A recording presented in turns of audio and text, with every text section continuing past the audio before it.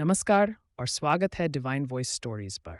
आज हम आपके लिए लेकर आए हैं बाइबल की एक अद्भुत कहानी जो आपको आध्यात्मिक मार्गदर्शन और सुकून प्रदान करेगी। इस कहानी में आप जानेंगे कैन और हाबिल बारे में जो आपकी आत्मा को छूने और आपके विश्वास को मजबूत करने में मदद करेगी। तो आइए बिना किसी विलंब के सुनते हैं आज की कहानी को। कहानी 3। कैन और हाबिल। आदम और हव्वा के दो पुत्र थे, कैन और हाबिल।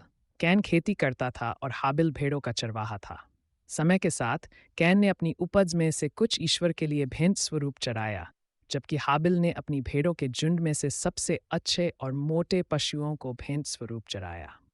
ईश्वर ने हाबिल और उसकी भेंट को स्वीकार किया, लेकिन कैन और उसकी भेंट को नहीं माना। इससे कैन बहुत क्रोधित और उदास हो गया।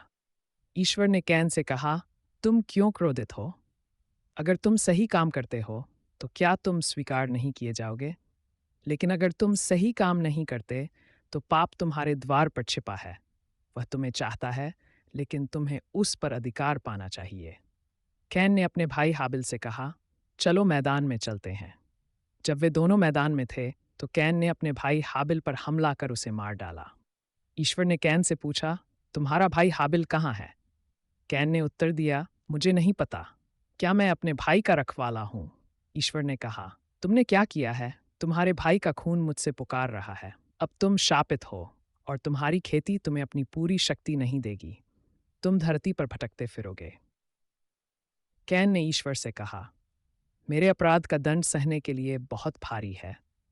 आज आप मुझे इस भूमि से निकाल रहे हैं और मैं आपके दर्शन से दूर हो जाऊंगा। मैं धरती पर भटकते फिरूंगा और जो कोई मुझे पाएगा वह मुझे मार डालेगा। ईश्वर ने कैन से कहा, जो कोई भी कैन को मारेगा वह 7 गुना दंड पाएगा। फिर ईश्वर ने कैन पर एक चिन्ह लगाया ताकि कोई उसे मार न सके। कैन ईश्वर के सामने से चला गया और नोड की भूमि में जाकर बस गया। वहां उसने एक नगर बसाया और उसका नाम अपने पुत्र हनोक के नाम पर रखा।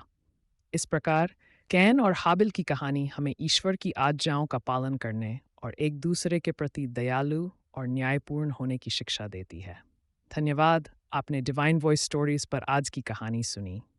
हमें उम्मीद है कि यह कहानी आपके दिल को छूने और आपके विश्वास को मजबूत करने में मददगार रही। अगर आपको हमारी कहानियाँ पसंद आईं तो कृपया हमारे चैनल को सब्सक्राइब करें और वीडियो को लाइक और शेयर करें। आपके सुझाव और प्रश्नों का स्वागत है, उन्हें कमेंट्स में ज़रूर साझा करें।